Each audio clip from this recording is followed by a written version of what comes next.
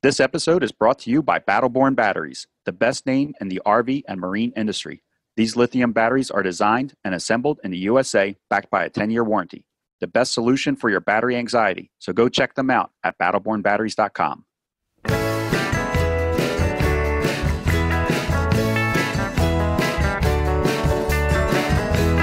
You are listening to Beyond the Wheel, a podcast about the people and ideas that drive the RV community forward.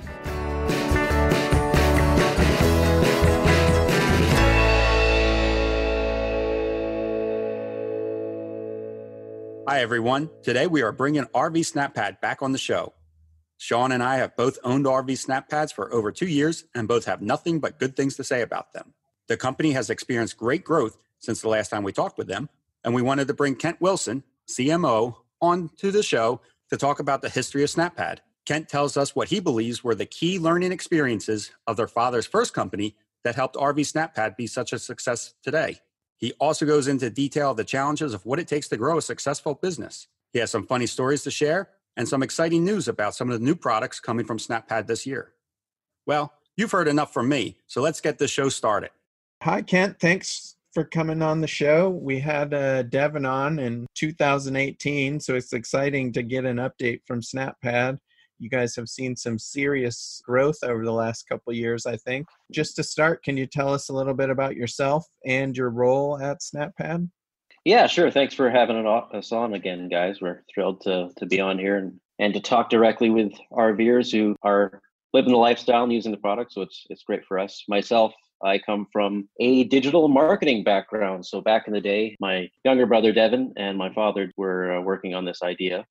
Kind of on the side, everyone had another job going, and they came to us with this idea and said, okay, well, we don't want to go out there and go to distributors and then do all the big things before we know that people actually want this. So it came to me and my other younger brother, Barrett, and said, let's just put this on the internet, see what people think. And we put up a one-pager. It was just a one-page sort of website. We had one product, a 4-pack and a 6-pack of what's now called the SnapPad Extra. That was for the Lippert 9-inch feet, there's a lot of them out there, obviously. I think it took 1 day for us to get our first sale. I think our first sale was on September 30th, 2015. And we said, wow, that's exciting. And then I think we'd made about $10,000 worth of sales in the first 3 months. And we said, okay, well, this seems to be a thing. And we've taken off ever since. So as I said, I'm digital marketing. I do if you ever come to our website and then you've seen our ads somewhere else, that's my fault. I apologize, but it's my job. For anybody listening right now that may not be aware of SnapPad and what a SnapPad is, could you just give us like a brief description, kind of like a little refresher for everybody? And what is a SnapPad? Yeah, it's a permanent jack pad. So it's like a rubber shoe that you attach to your rig's metal jack feet. And originally we started out with magnets and adhesives and other ways to get it on there. They didn't work, but we just came upon sort of this lip idea. So the way we install them is you use the weight of your rig, you use your automatic leveling system, it comes down, it snaps into this lip that's on the edge, and then it stays on. And we've had them shake tested in a lab to 50 Gs, which is 50 times the force of gravity. And they don't come off. So it takes a physical force to take them off, but we've had, as I said, we've been selling since 2015. Some of our original owners are still driving around with them on. Yeah, I actually have a story that I tell at RV shows about our SnapPads. I was following somebody on a rainy day in Texas, and they turned off. It was too late when I made the decision to turn off. And so I got my RV stuck in a ditch. The jack was actually buried in the mud. And when we got the RV out, the SnapPad was still on. The jack was all bent, but the SnapPad was still on. So, I'd love to hear that. Yeah. So I was afraid that my SnapPad would be about 2 or 3 feet down in the mud, but nope, stayed on. So that's a testament to the testing that you guys do. Awesome. It really works in the real world. I want to go back to something you said when you were talking about SnapPads a couple minutes ago. You said that your brother Devin and your father had this idea, and then they brought it to you and I guess the rest of the family. Is that right? Yes. Yeah. So you guys kind of I think I remember Devin saying this too, that you guys kind of were an entrepreneurial family, that you actually have like dinner table talk is about business ideas and products and things like that. Is that correct? Yeah, absolutely. My dad's a serial entrepreneur, and he's kind of infected his three sons with the bug. The funny thing about this company is it actually started probably 25 years ago. My dad at the time, most of us were in school and such, but he had a friend who was also an avid RVer. They came together and created a product that was also a levering product, and it's actually ubiquitous in the industry right now. I'm guessing you've either seen it or you've used it. But what happened to them back in the day is there was no internet. There was no easy way to go directly to RVers and say, do you like this? Do you want to buy it? So what they had to do was the old school, go to dealerships directly or go to distributors directly and attend shows and take things and ask people if they wanted to buy 10,000 of them rather than just one. And so that cost a lot of money. And at the time they were raising money. It wasn't as easy to raise money back then either. There was no giant VC firms doing things like that. Eventually, when the product started to pop and they found a product market fit, they discovered that they had been diluted out of their own company while raising money for it. So the lawyer the lawyer they had been using to do it had been working with one of the major investors and had actually diluted them out of the company. So it's been a company, it's a real one. I'm not going to mention the name, but he came back to us down the road and said, I want to take another run at the RV industry specifically. I still know people there. I still have experience there. What do you guys think? And, things had changed. Obviously, the rigs were much bigger. You had automatic leveling systems. So we said, how can we make something that's different? And, started with magnets, but it seems to be working out. That's really cool. And honestly, it sounds like because they got diluted out of the company and it didn't work, that it kind of forced them to come up with this new idea I know what type of product you're talking about before. This is much better. Yeah, that's the funny thing. I mean, if it had worked out, we probably wouldn't have the impetus to come together now as a family to make this company that we have. So he's actually considers it a blessing in disguise, although one that took a long time to come back around. I'm also curious about something that you said before. You said that you came up with a page and you made to get awareness and to find out who would be interested. I have two questions. One, how did you get people to know about that page to go to it? How did you get people to even recognize it? So it was kind of a mix of things, but initially we just went to ownership groups and message boards. So instead of buying big fancy ads somewhere or magazine ads, we went directly to the message boards and said, can we post this idea that we have? I think we started with Heartland. That was like the first community we really broke in with. It's appropriate because they mostly have Lippert feet on a lot of their rigs, right? So there was some interest, and then the first guy kind of bought. When we started getting a few dollars in the door, I took my experience with Facebook advertising, and we started putting small ads on Facebook, a couple bucks a day to see what people would think, and then just started snowballing from there. And then we started contacting guys like you guys who are out there living the lifestyle, have an audience, and said, do you want to try the product and give us feedback and maybe put something on YouTube or Instagram? And a lot of you, luckily for us, said yes. And that really helped a lot. And then I have another question about what you said earlier. You made your sale, and then at your initial products, were they made by hand? I know Devin went into a little bit of it, how they're made now with the production and everything, but your first ones, were they all like kind of handmade with machinery, or did you have an idea that it was going to be successful and you already had like a production all set up? Well, we were lucky to find our manufacturing partner, which is in Indiana, which is perfect, right in the middle of RV. And that was actually coincidence. We're just lucky that happened. And we took our idea to them, and they were just a full running production facility already. They already have stuff in Home Depot. And they said, yeah, we'll try this out. We had to pay to have one tool built, and they built it out, and they did some beta test runs for us. And then when we were happy with the way it looked, we just did a small run of them. And then our first version didn't have the gaps on the side that allow water to run out. It was just sort of a full lip. We called that SnapPad Original. Doesn't exist anymore. But that was it. It was just, we were lucky to find someone who could make this at a pretty high quality and was willing to take a chance on us, even though we were really small. So when you guys started, did you all had other jobs pretty much, and this was a sort of a part-time deal? Yeah, exactly. So my dad was working with my uncle and cousin, who also have a business going, entrepreneurial family, obviously. My brother Devin, who was on the last podcast with you guys, he was actually working like testing concrete. He was off somewhere else working for an engineering company. And actually, at the time, he had developed another product while he was working there, which was a detachable bucket handle. And there's a long story behind that. But when you're testing concrete, you're carrying heavy buckets, and usually they only have wire handles. So he made something there. So he had sort of this company we could use to start doing other products within. And my dad came to him and said, I know you're doing the bucket handle thing, but you want to try the permanent jack pad thing. And luckily he said yes. Yeah. And so your dad kind of had the business end of it. Devin had the engineering kind of background. You had the digital marketing. Mm-hmm. Somebody else in the family probably had something else, another skill. The younger brother Barrett was an SEO, which is search engine optimization expert. So that's why he and I worked together a lot. Devin did have a degree in business, running business too. So that's why he's become the operations side and we're the marketing side.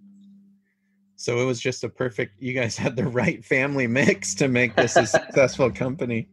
Yeah. And then when we got busy and we needed to answer phone calls and stuff, my mom jumped on as customer service. So it's kind of starting to branch out, but we're still, small family run business. And how many years did it take? I mean, I don't know even if it's true today, but how many years did it take for you guys all to leave your previous jobs and really focus on SnapPad? So my father and brother Devin, they got into it pretty quickly. I'm not sure how many months it was, but they saw that this was something, so they needed to dedicate their time to it. In September of 2017, that's when I left my digital marketing job at the time and came on full time with SnapPad. And then my younger brother Barrett, I believe he followed me just 3 or 4 months after that. And then we've hired a couple more people since, and we're looking for a new office. And we're running out of family members though, so it's going to have to be somebody else. That's such a great story. It's fun to hear the backstory of it, because when I first purchased the SnapPads, I didn't see a lot of other people at campgrounds with them, and that was for a long time it just seemed like I was the only one with SnapPads. Now we were just talking actually right before we started to record. Now I see them all over the place. Our neighbor just recently was installing them on his RV. Fifth Wheel came in yesterday. They already had them on theirs. So it almost feels like an overnight success. But when you're listening to the story, it's not an overnight thing at all. No, there was lots of sleepless nights. There was lots of me coming home, 4, 5, 6 after one job and, spending 2 or 3 hours on this job. But it is a labor of love. We do have passion for what we're doing. We love that other people seem to love the product. Yeah, it's fantastic. And then I have a little bit of a follow-up question. So was there a lot of things that your father learned from that? It sounds like there was a lot that he learned from that first experience that he took with him when starting up the SnapPad? Yeah, absolutely. I mean, that was a pretty tough lesson to learn, I think. He did take industry contacts and he sort of knew how the RV industry worked in certain ways when it came to aftermarket products. So that helped. But the big thing was keeping our powder dry, bootstrapping the whole thing, not raising a bunch of money if we didn't have to. We don't have to get big. We just, it was called the lean startup kind of mentality. So we've been growing very fast, but we didn't want to sort of get ahead of ourselves. So we've done the crawl, run, walk run type of thing. Yeah, I was going to ask, with the problems that your father had with the raising capital and actually getting diluted out of his company. Yeah. If you guys were really bootstrapping a lot of it initially to keep your control of the company. Absolutely. We did sort of a small initial run just with friends and family. And it was stuff like the tool that we had to buy for the first product. And we had to get trademarks and copyrights and, what's called intellectual property, just so we made sure people aren't going to rip off our product if it gets big. And, lawyers always cost a lot of money. So it was just sort of initial startup stuff like that. But otherwise, we did things as lean as possible. I mean, I don't think we had an office. Everyone was working from home until two years into it at least. Wow. Yeah. And so have you seen copiers of your product? Yeah, one popped up about a year and a half ago. And I actually found it because of some comment on a Facebook ad we have. Someone said, I contacted you guys for a sample. I never got it. And we said, oh, that's strange. We've never heard of this person. And what happened was he meant this other company that had come up with a very similar product that was made out of plastic and not rubber. They called them jack isolators or jack savers. They had an 8-inch and a 9-inch and I think a 10-inch round version of them. We found their website. We found out that they had basically copied and pasted a lot of our own content. They have a lot of other products and they're always already in a bunch of distributors. So I think they just thought they could plug it in and go with it. But their product was $30 to $50 more expensive per package than ours was. It wasn't rubber, it was plastic. I don't think it offered the same kind of benefits ours does. And they weren't marketing. I mean, as I said, this is a passion project and this is all that we do. And they were just kind of adding it to a long list of products. Eventually we did go after them with our lawyers and they closed up shop. Did you get that person as a customer that posted on your Facebook page? I did follow up with him just to figure out what he was talking about and where it was going. I don't think he ever actually wanted SnapPad samples. I don't think he ever got samples from us, bizarrely enough, right? Now, your product is made of recycled rubber, which I think is an important marketing aspect for you guys because, a lot of RVers we're kind of environmentally friendly. I guess I'm just speaking for the people I know. A lot of the people I know are, environmentally conscious kind of people, and using recycled rubber really saves, our landfills and the population of waste in the environment.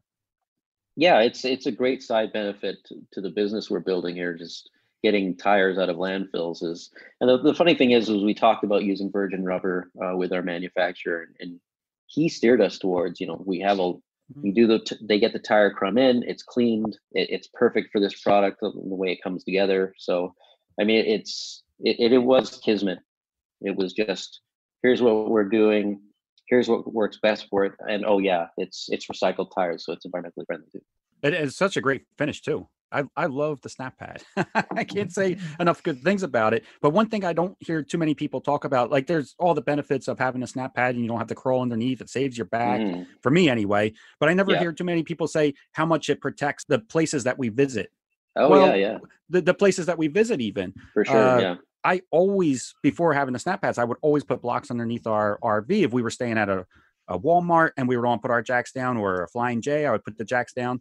But I would always put blocks under there to protect their property because I don't want them to take away that benefit. I don't want to be damaging their ground. I see so many people not put blocks under the RV and then it damages the ground that they're using.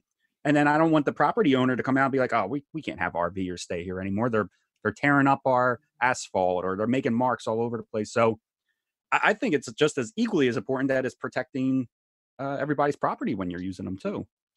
Yeah, we were really reminded of that benefit once. We went to a Tiffin rally and it was hot out and they had one of the new sort of bus size guys sitting out in the asphalt, and it was there for the entire rally. And the first day you could see kind of the dip beneath one of the jacks. And by the second day, it sunk into the ground a little bit. And by I think the third or fourth day, there was a giant hole that this thing had just worn through the asphalt on the ground. It's like, holy cow. But yeah, even at home, when you have it, if you're parking out in front or in your driveway, we talked to a guy at the Tampa Super Show who had them, and he said, I love these because I park my RV in this finished garage that I have. It's a finished floor. I don't want anything to happen to it. And I got these just for that. So I could park it and lower the jacks and not worry about it. You guys, you said that you had started with just one size SnapPad. How many different sizes do you guys make now? Oh, it's a lot. We just released the SnapPad minis. So there's 5.5 and 6-inch rounds. Those are for like tongue jacks and some of the smaller Class C's and stuff. Okay. We have the 12.5-inch one that fits on some HWH and equalizer and actually LCI products. We have an 8-inch, 2 different 10 inches, a 9-inch. We got a couple squares coming out. Now I think we have, because of the product mixes and packages, there's over 50 variations now.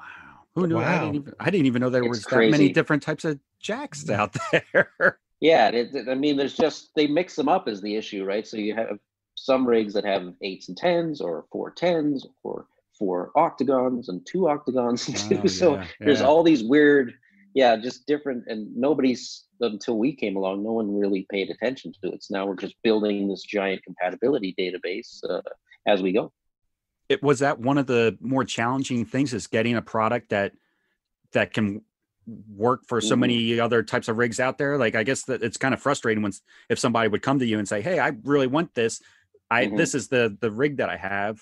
What size do I need?" And you're like, "Oh, we don't have that I size." don't know. Yeah. Well, what actually happened to us is when the original started taking off, people would come to us and say, "Hey, I want these, but I have an HWH leveling system." And we said, "Oh, okay, what's on that?" And they would say, "Well, I got these." Okay, well, maybe we should plan for that. And then we started waiting lists for product requests. And when something got to sort of a critical mass, we would then buy the tool, start producing it, start selling it, and then it's sort of off to the races from there. And now our goal is to make something for everything if possible. And that's probably impossible, but it's kind of the ideal we're going to strive, because we want everyone to have the option of having a permanent jack pad. So now that you're established, you said that like a huge initial investment was the initial tooling for that first SnapPad. Does it get less expensive the more different configurations that you add? I guess what I'm asking is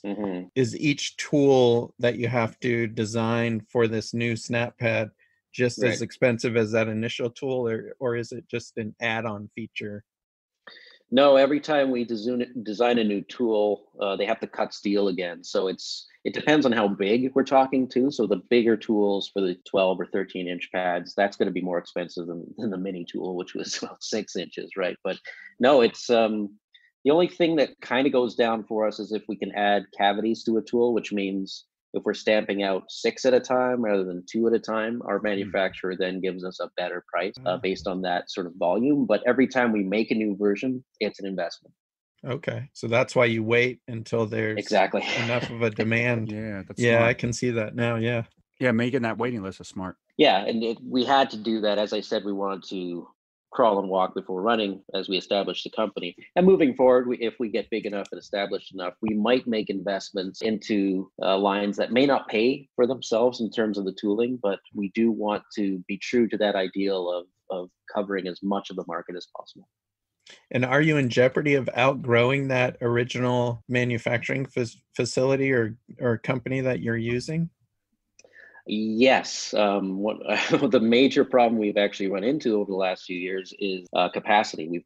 Our demand has outstripped our supply a lot of the times. And if you're a snap pattern you've ordered during the summer, every so often you may have waited much longer than anyone else to get your snap pads, just because we were running sometimes 2-3 weeks behind. Sometimes we had to take products down. Sometimes we had to say, don't order unless you can wait 3 weeks, which is frustrating. And technically it's a good problem to have, in quotes, but it's still a problem. So we are now looking for other partners who can produce the same quality of product for us. Yeah, that's probably a challenge in itself, is finding someone that can match the quality. Yeah, exactly. We actually did an initial look a couple of years ago just to find what was out there, and it wasn't fruitful. It's a tough thing to nail down. We take and we say, we have this product that has to look like this, it has to be this size, it has to be this weight, and it has to be made for this much because we're selling it for this much, right? So, and we couldn't find anyone, and we think we're narrowing it down now, but yeah, it's been a bit of a struggle. I'm curious, what are the downsides of like designing the manufacturing and doing it yourself? Is it just a cost thing? Yeah, very high initial capital outlay. And the other issue with rubber is you really have to know what you're doing. Our process is based on a combination of pressure and heat. Okay. So you have to have a facility where you can kind of control the environment enough. So if you have, like, a stiff breeze go through while you're pressing a snap pad, it can mess up the mix. So you need a lot of requisite knowledge of what you're doing, and you need to invest in a very big, expensive facility. So we've actually talked about down the road bringing manufacturing in-house, but it would be a major, major step to take. Okay. Ken, are you allowed to talk about numbers? How many snap pads are you guys currently selling? And maybe what were you selling last year type of thing? Yeah, it's grown very, very quickly. So I won't get into revenue too much, but our first year on the market, we were really thrilled with it. We'll call that 2016. And then last year, our July, we made more in July than we made in our first year. So that's sort of the rate of growth we're having. I think we got over 65,000 pads into market in 2019 alone. Because we're starting to get into distributors and dealers, and they have bulk orders, and it's a lot easier to get lots of SnapPads into the market all at once. But yeah, we have, I think, 110,000 SnapPads have been sold total, and then we're hoping we're going to start doing that annually here pretty soon. That's incredible. That's awesome. So thank you. You're into you have dealers and distributors now that are carrying your product. Yeah, we're just kind of making headway in that direction. So I think we're in about 140 to 150 dealers. A lot of them are on the east of the country, some in the west, but mostly that's where we started. Keller RV and Marine was our first major distributor. We're now getting in with Arrow, Foland, Laurelhurst, and Northern. But we're kind of figuring out how to do that properly. We've got our feet under us when it comes to our website and selling directly to consumers and all that sort of marketing. But merchandising for dealers is a totally different game, we're finding. So we have to figure out how to enable them to sell the product properly and have it merchandised properly. So it's a whole new learning curve, and it's another challenge we're excited to get into and accept.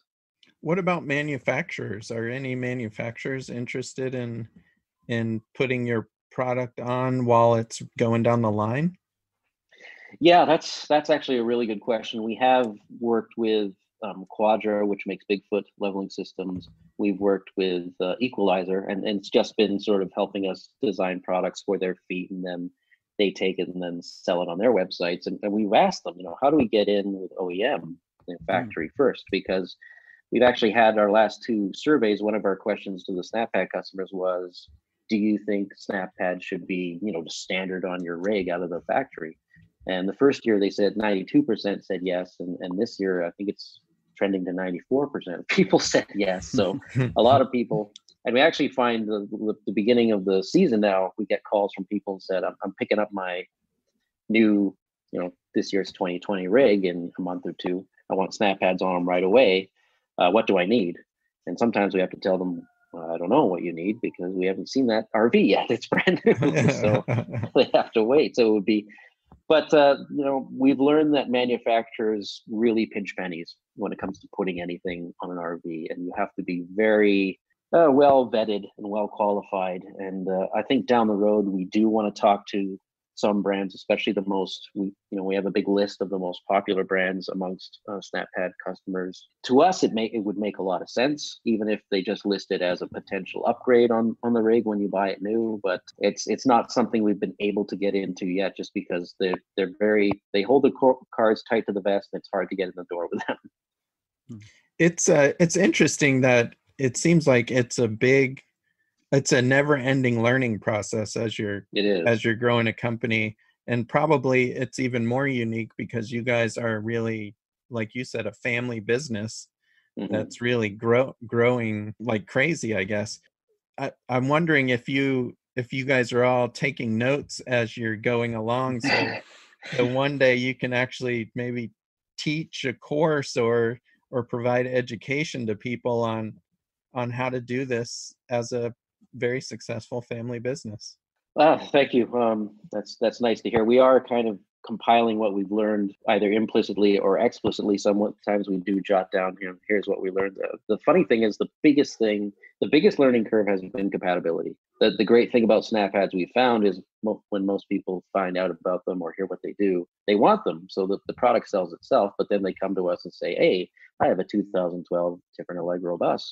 That's a 44OH. And we go, oh God, okay, what does this need? Because it's very fragmented. There's no standardization in the industry. So solving that pain point of telling every person, every RVer what SnapPads they need is the huge obstacle for us right now. And now that we're in with dealers and resellers, it becomes their obstacle as well. So we're aiming to solve it not only for us, but for them down the road. And we think if we can do that right, and if someone can just come up to us and say, I have this RV, and we say, you need these SnapPads, and hand it to them, that will be the real key to us really growing, moving forward. Yeah, I can't imagine the challenge with that, because even if you have, let's say like I have, we'll just use mine as an example. I don't know if it's true or not, but I have an Arctic Fox that was built in early 2019. If I have one that's built in late 2019 where they've made some changes, I don't know if maybe the leveling system is one of those changes. So yeah, sometimes we've learned that there are brands that will midway through building a new model, switch, because maybe they ran out of leveling system A, so they switched to leveling system B. So there are some brands that are very consistent, Grand Design, very consistent. There's models of Tiffin that are very consistent with what they put on, but there's others that are just all over the map, different every year. We've just sort of learned by selling things and having people return them to us, and getting people just to crawl into the rigs and say, here's what I have. So we have over, I think, 2,600 entries on our database now based on what we've done, and we think it could be 2 or 3 times that down the road. Yeah. I have one of those half-year models with my Winnebago Vista. Halfway through the year, they did change a couple things. Our side windows are a different size. Our transmission's different than in a later model. So it definitely happens. What's the best way for people to purchase a SnapPad and find out, what size works for them? Is it just go to your website and talk to you guys through the contact sheets, or is it to go to a dealer? It's probably through us at this point. Nobody knows SnapPads as well as we do. What we try to do is give you a lot of options through our website. We don't say you have to buy from us. We can connect you to all of our partners anyway. So what you can do is come to us, and we have what's called a submit your rig. I call it the SnapPad quiz now as well. So it takes you through a number of steps of like, what rig do you have? What leveling system is that? What size are your feet? What shape are they? And then at the end, we'll say you need these, nice. Assuming it's compatible. But we also have very active customer service. We have a little chat window on the website. So if you want to ask a direct question, you can send an email. And we also have a search tool where if you do have something that is on our database, all you have to do is put in the year, the make, the model, and the trim, and it'll output what SnapPads you need anyways. And then once you know the package, either you can buy it from us, or you can go to RV Upgrades or eTrailer or any of our, stocking dealers and Amazon. So lots of options. Oh, nice. I want to go back to the family again for just a second. Sure, yeah. I'm just fascinated by how you guys were able to do this. What role does your father play in the company now?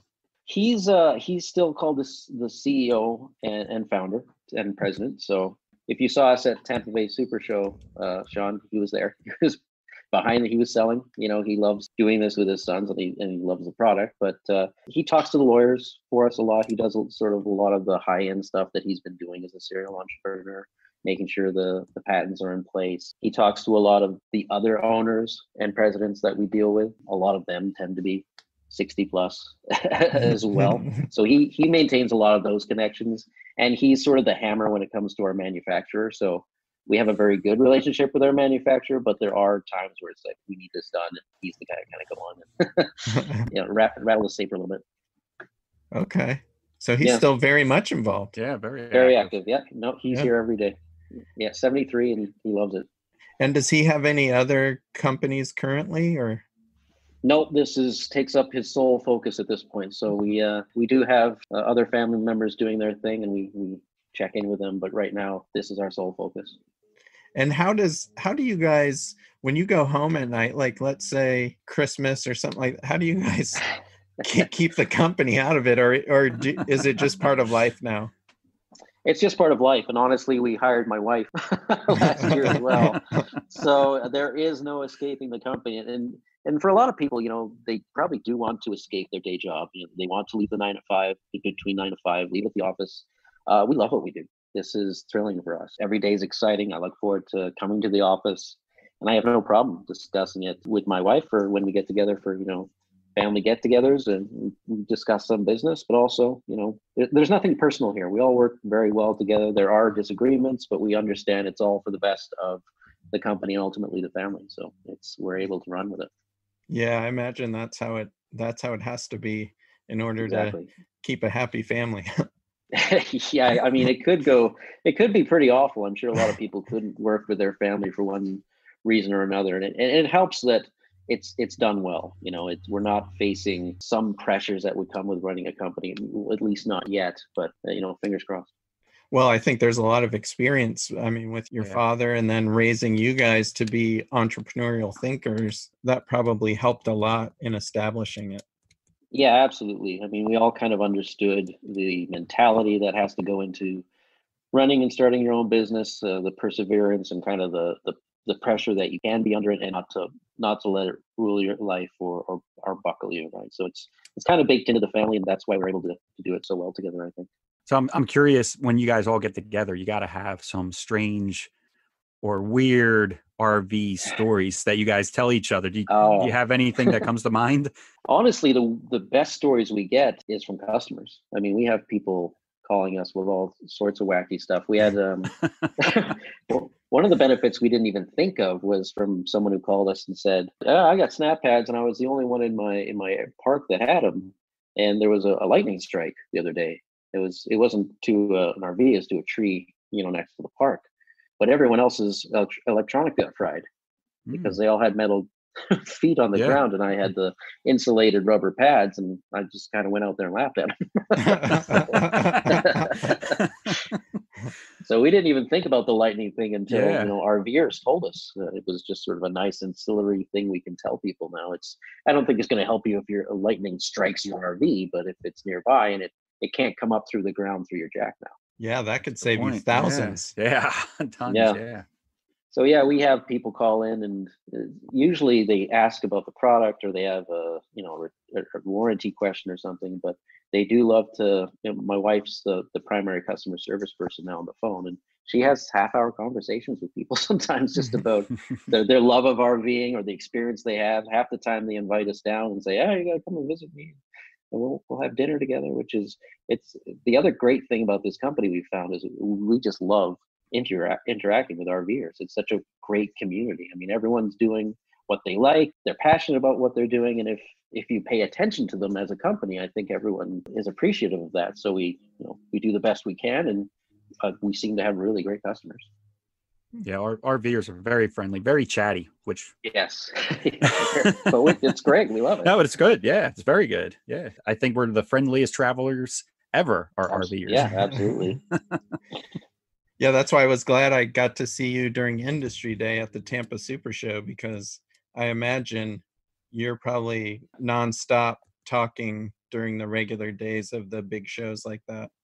Yeah, we were really busy. Went to Hershey in Tampa recently, and at the Tampa show, there was just 3 of us, and there were days where we couldn't go to the bathroom. We never had lunch. It was it was that constant. Which again, that's a fantastic problem to have. 4 or 5 days of that was, I'll admit, quite exhausting.